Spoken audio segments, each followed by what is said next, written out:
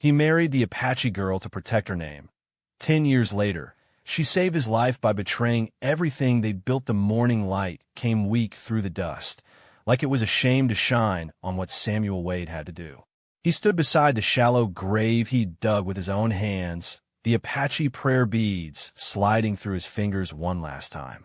Maria's body lay wrapped in the red blanket she'd woven their first winter together, when the world had been smaller and their love had been enough to keep them warm. The cottonwoods whispered overhead, their leaves turning silver in the wind. Samuel had chosen this spot because she'd loved these trees, so they spoke to her in voices only the Apache could hear. Now they'd speak over her forever, and he'd never know what they were saying. Down in the valley, Coyote Creek was already celebrating. He could hear the piano from the saloon carrying up the hillside, mixing with laughter that cut sharper than any blade. They'd waited 10 years for this day. 10 years since Samuel Wade, the town's best tracker, had stood before Judge Morrison and claimed Maria Broken Wing as his wife to save her from the gallows. 10 years of sideways looks and spit in the dust whenever they passed. The rope burns on her neck were hidden now, but Samuel remembered.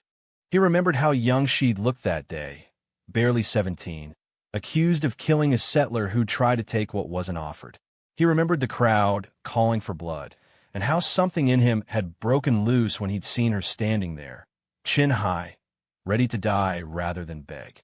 By law of the territory, he'd said, his voice cutting through the mob's noise, I claim her as my wife. The judge had smiled then, thinking it a fine joke. Let the Indian lover have his squaw.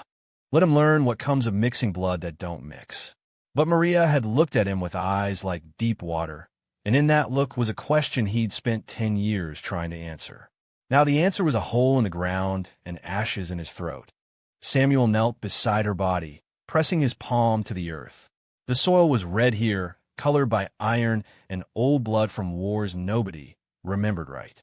His hands were steady as he began to lower her down, though everything inside him was shaking apart like a house in a windstorm. Should have listened to you, he whispered. Should have taken you north like you wanted. But he'd been proud. Thought his name and his reputation would be enough to protect them. Thought the town would come around, given time. Time was all they'd had, and now it was gone, leaked out through the fever that had taken her 3 days back. The same fever that had taken the minister's daughter, though somehow that was different. That was God's will. Maria's death was justice, they said. Divine retribution for an unholy union. The ravens were gathering in the cottonwoods, black shapes against the morning sky. Maria had taught him their language, how 1 meant change, 2 meant luck, 3 meant death. He stopped counting at 7. As he placed the first handful of dirt over her body, Samuel heard horses coming up the trail. He didn't turn. Let them come. His Colt sat heavy on his hip, and part of him hoped they'd give him a reason to use it. Part of him hoped he'd die here beside her, that the earth would take them both. But the riders stopped at a distance.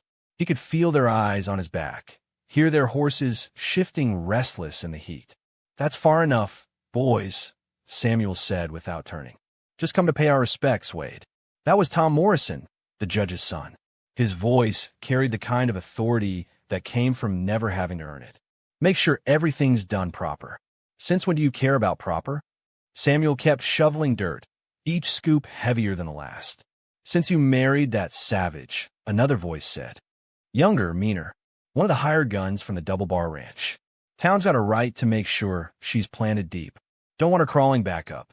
Samuel's hand found his gun without thinking, but he didn't draw. Maria wouldn't want blood spilled over her grave. She'd had strange ideas about peace, about how violence only fed itself until there was nothing left but empty land and burned homes. You got what you wanted, Samuel said. She's gone. Let that be enough. Enough. Tom laughed, ugly and sharp. You brought shame on this whole valley, Wade. Took a murderer to your bed. Gave her your name. That stain don't wash out just 'cause she's in the ground. The ravens called overhead, their voices mixing with the wind. Samuel understood them now, understood what Maria had tried to teach him. They weren't speaking about death. They were speaking about transformation, about how nothing really ends, just changes shape. He finished covering her body and stood, finally turning to face the men. There were 5 of them, arranged in a half-circle like wolves testing the edges of a fire. Their faces were hard with righteous certainty, the kind that made good men do evil things. "I'll be leaving come sunset," Samuel said. "That should make you happy." "Running?" Tom asked. "After all that talk about standing your ground?" Nothing left to stand for. He walked past them to where he'd built the pyre from cottonwood branches and sage. The Apache way, Maria had insisted. Let the smoke carry her spirit home. Let her become part of the sky she'd loved. The fire caught quick in the dry wood. The smoke rose thick and gray, carrying the smell of sage and something else, something that made his eyes burn. Or maybe there was just grief finally catching up to him. As the flames grew higher, the men backed their horses away. Even in their hatred, they wouldn't interfere with the burning. Some things were too sacred to touch, even for those who didn't believe in sacred things. Samuel watched until the pyre was nothing but embers and ash, until the sun was high and cruel overhead. The ravens had gone, following the smoke to wherever ravens go. The men from town had left too, satisfied that their world was safe again. When it was done, when there was nothing left but scattered ashes and the echo of her voice in the wind, Samuel Wade mounted his horse and looked back one last time at the cottonwoods. They were still whispering their secrets, still speaking in languages he'd never fully understand. He turned his horse north, toward the mountains where the snow never melted, toward lands where nobody knew his name or his shame. But he carried her with him, in the prayer beads around his neck, in the red dust on his boots, in the smoke that would cling to his clothes for days to come. The town would celebrate tonight.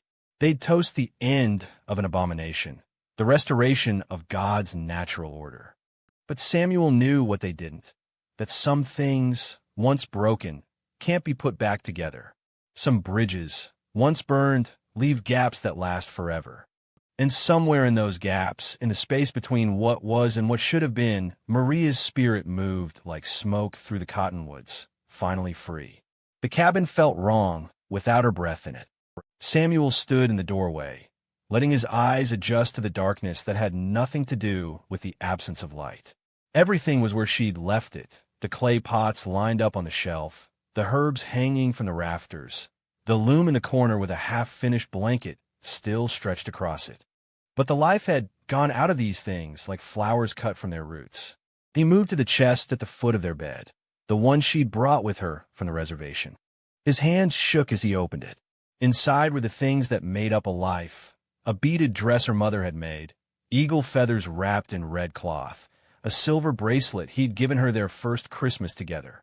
Each item carried weight beyond its substance, memories that cut deep as winter cold.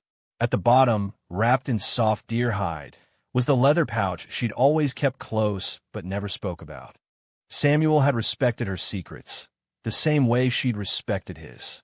In 10 years of marriage, they'd learned that some silences were sacred, that love meant knowing when not to ask. But she was gone now, and secrets couldn't hurt the dead. The pouch was heavier than it looked. Inside, folded small and careful, was a map drawn on thin leather. Dark stains marked the edges, blood, old and brown as desert stone. The landmarks were Apache, drawn in symbols he only half understood.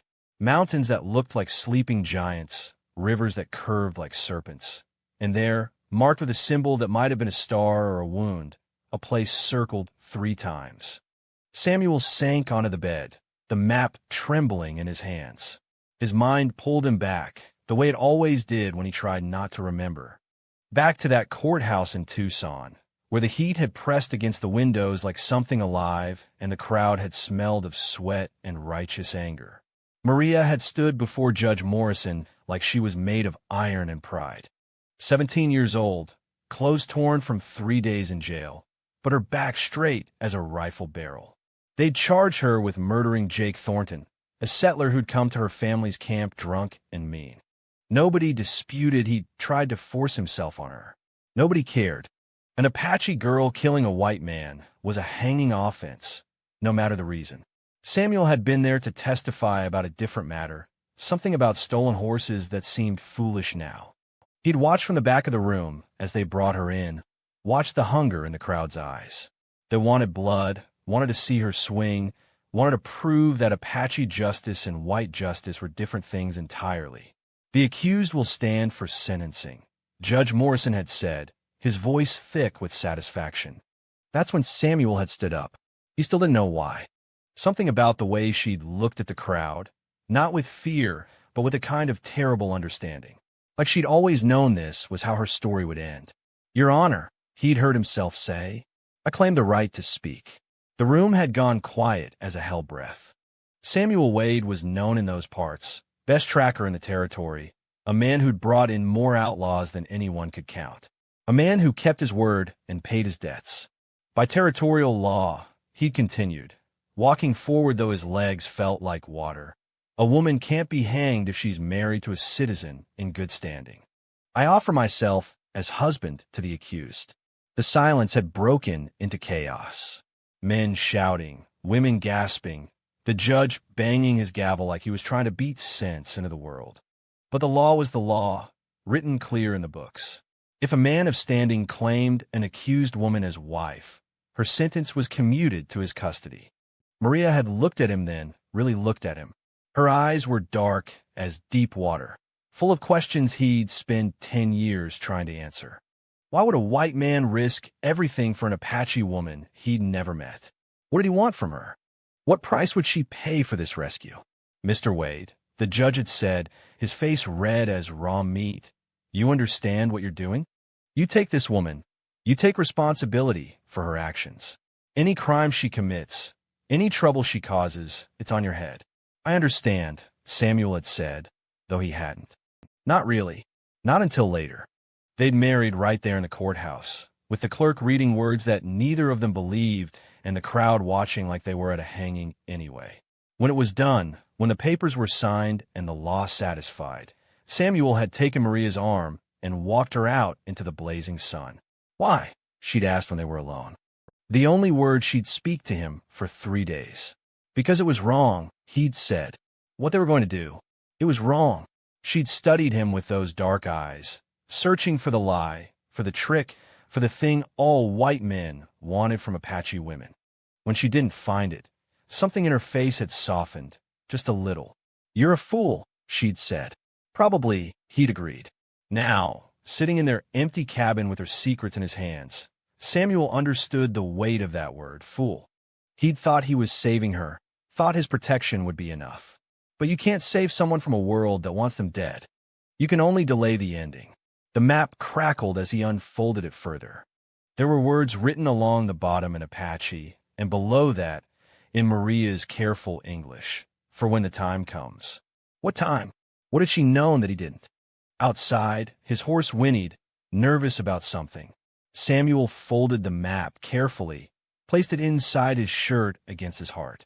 Whatever secrets Maria had kept, whatever this map led to, it was his burden now. The last gift from a woman who'd given him more than he'd ever deserved. He stood, looking around the cabin one more time. Tomorrow he'd leave this place, head north like he'd promised the town. But tonight, he'd sit with her ghost and her secrets, and try to understand what she'd been trying to tell him all along.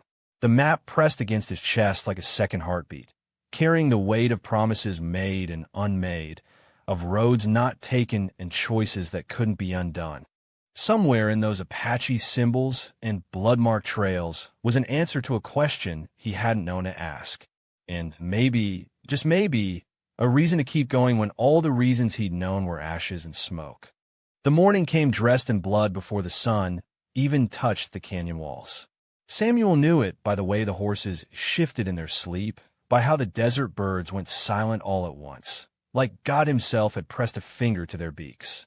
He'd been awake since the stars started fading, sitting by the cold fire pit with Maria's warning carved deep into the cabin wall behind him. They will come for me. I am both their shame and their sister. Do not let them take you too. 23 words. She'd counted them out on her fingers the night she left, pressing each one into the soft pine like she was pressing them into his heart. Now those words seemed to breathe in the dim light, alive with all the things she couldn't say when her mouth was busy telling him she'd be back before the new moon. The new moon had come twice since then. Samuel's rifle lay across his knees, cleaned and loaded, though he knew 20 bullets wouldn't be enough for what was coming. A man learns to count shadows when he's lived through enough sunrises, and the shadows moving between the red rocks weren't made by coyotes or wind. They moved with purpose, with the patience of hunters who'd learned their craft before his people ever dreamed of steel and gunpowder. He thought of Maria's hands, how they'd trembled when she first touched his face that night by the river.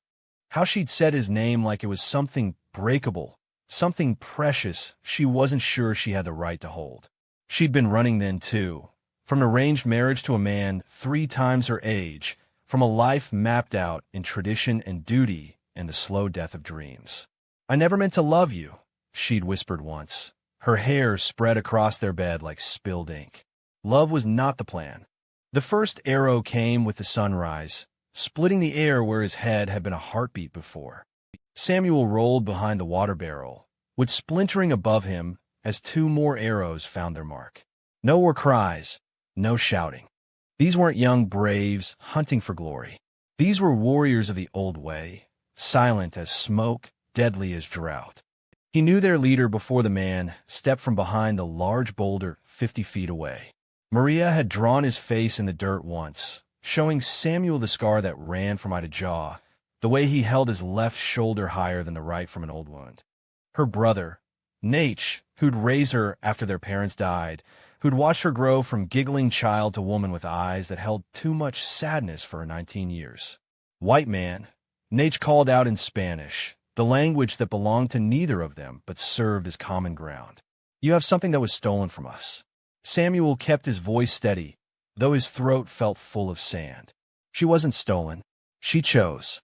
The laugh that came from the rocks was bitter as barrel cactus. "Choice? You think my sister had choice when you found her by the river, weak from running, desperate enough to trust blue eyes and soft words." More shadows moved. Samuel counted them by their breathing, by the whisper of moccasins on stone. 20 warriors, maybe more, each one somebody's son, somebody's father, carrying grief and fury like heirloom weapons passed down through generations of loss. "She left a map," Samuel called out, buying time with truth. "Drew every water hole from here to Mexico. Said it was her bride price, paid in full." Silence stretched between them like a hell breath. Then Nate stepped further into the open, and Samuel saw what the years had done to him. The same proud cheekbones Maria had, but carved deeper by desert wind and harder choices. The same dark eyes, but emptied of everything soft. "The map brought us here," Nate said, "but not for water." Samuel thought of the first time Maria had smiled at him, really smiled, not the careful thing she'd worn like armor those first weeks. They'd been watching thunderclouds build over the valley, and she told him how her people believed each lightning strike was the sky writing messages too bright for human eyes to read. "What do you think they say?" he'd asked. She'd taken his hand, traced the lines on his palm, like she was reading another kind of message there. "Maybe they say that some things are worth the burning." "I won't fight you," Samuel said, though his finger rested on the trigger. "Not for her. She wouldn't want blood between us." "Blood is already between us," Nate replied. 100 years of it. Your people took our land, our ways, our women. Did you think one man's kindness could wash all that clean?" The sun climbed higher, painting the rocks the color of old wounds. Samuel remembered Maria grinding corn in the morning light, humming songs he didn't recognize, wearing the dress her mother had made, but keeping her hair in the long braid of her people. Living between worlds, never quite belonging to either. "She saved my life," Samuel said simply. "I try to save hers in return. That's all. And now..." Nature's voice carried the weight of all the sisters lost to white men's promises. Where is she now, this saved woman? The truth sat heavy on Samuel's tongue. He'd woken to find her gone, only the map and the warning left behind. No word of where she was heading, only that she couldn't stay and couldn't take him with her. The space in their bed still held her shape some mornings, like even the feathers remembered and grieved. Gone, he admitted. 2 months passed, left of her own will in her own time. Something shifted in Nature's face, a crack in the stone mask he wore. For a moment, Samuel saw not a war chief, but a brother who'd spent sleepless nights wondering if his sister was alive, if she was safe, if she remembered the songs their mother used to sing. The attack came swift as thought. Not from Nate, but from the younger warrior beside him. Arrow knocked and loosed before anyone could speak. Samuel felt it punch through his shoulder, spinning him back against the cabin wall, where Maria's words pressed into his spine. The desert bloomed red then, his blood bright against the pale dust.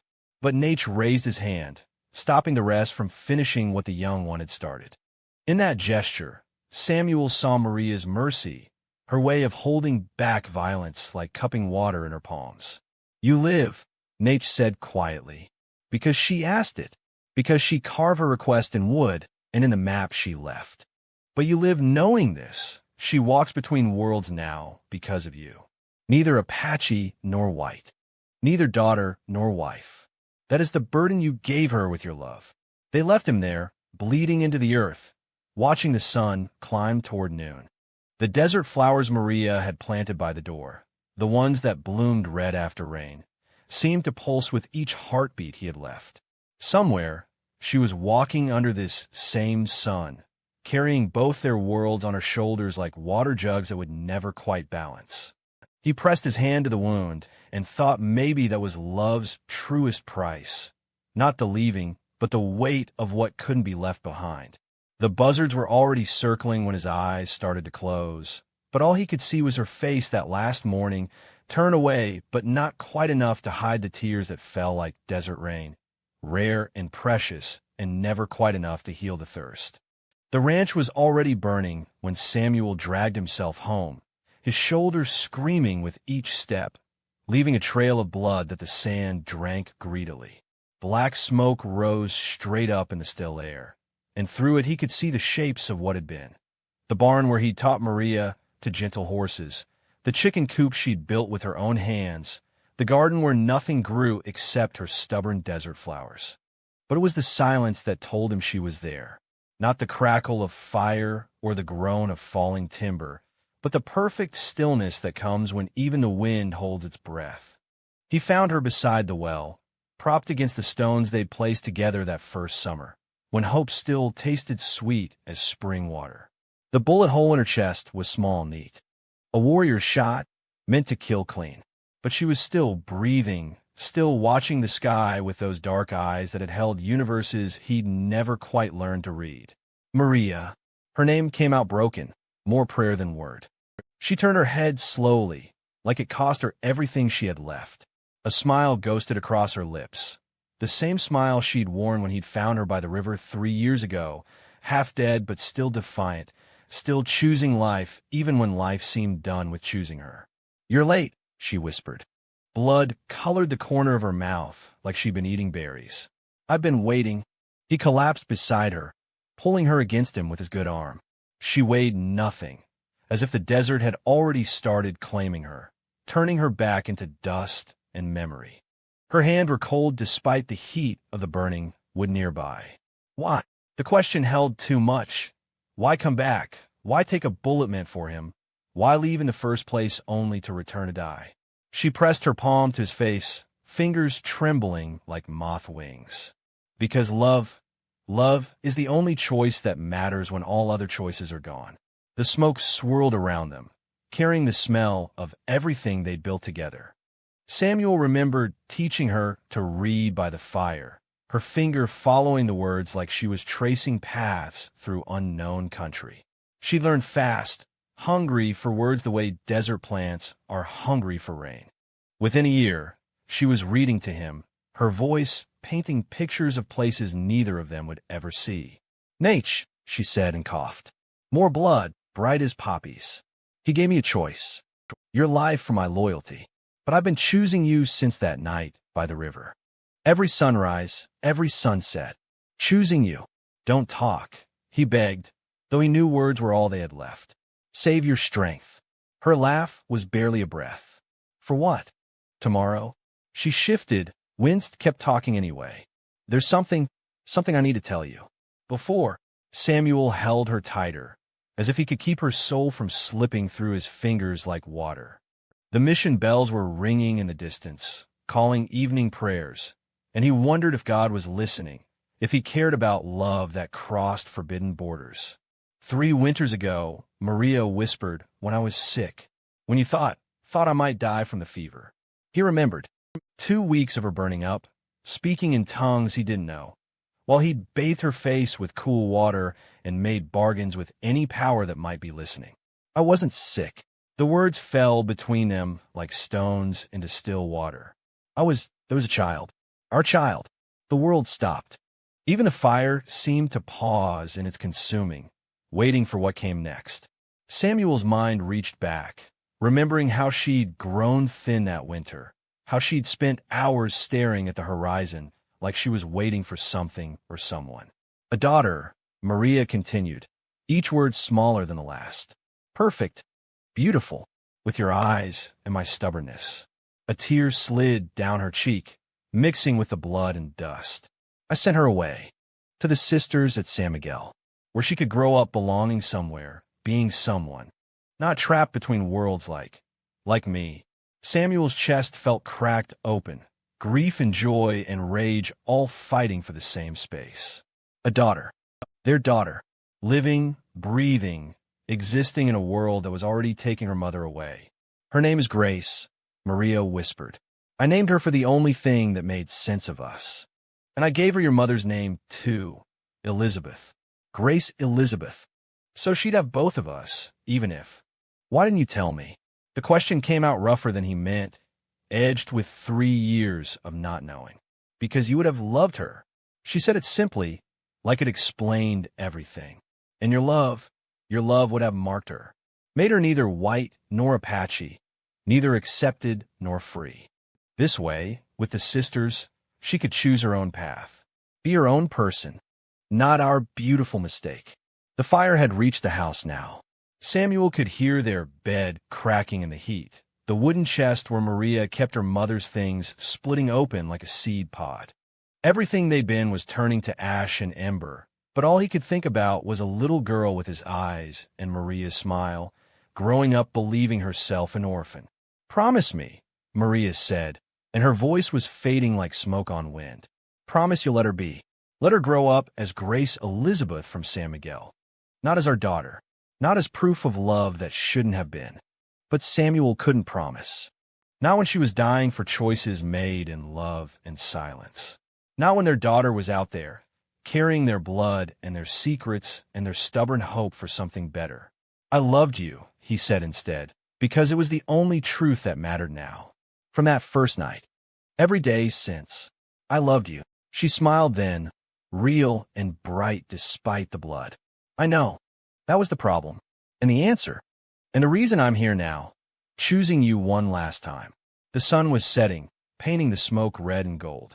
Maria's breathing got shallower, spacing out like footsteps walking away. She kept her eyes on his face, memorizing him the way he was memorizing her. Every line, every shadow, every moment they'd stolen from a world that said they couldn't have them. Tell her, Maria whispered, so quiet he had to lean close to hear. When she's old enough to understand. Tell her she was loved, that she was wanted, that sending her away was the hardest thing I ever. But the words stopped, and the breathing stopped, and the world became nothing but smoke and silence and the weight of love that would never be light enough to carry easy. Samuel sat there as darkness fell, holding what was left of her while their home burned to nothing behind them. Somewhere past the mountains, a little girl with his eyes was saying her evening prayers, not knowing that her mother had just paid the ultimate price for loving across lines that weren't supposed to be crossed. The stars came out one by one, and he thought about promises made and unmade, about daughters unknown and wives lost, and how love always seemed to cost more than a man had to pay. Tomorrow he would bury her beside the desert flowers that bloomed red after rain. Tomorrow he would have to choose between a promise to let their daughter be and a father's need to know the child born from their forbidden love. But tonight he just held her and watched their world turn to ashes on the wind, each spark carrying pieces of their story up to stars that had seen it all before and would see it all again.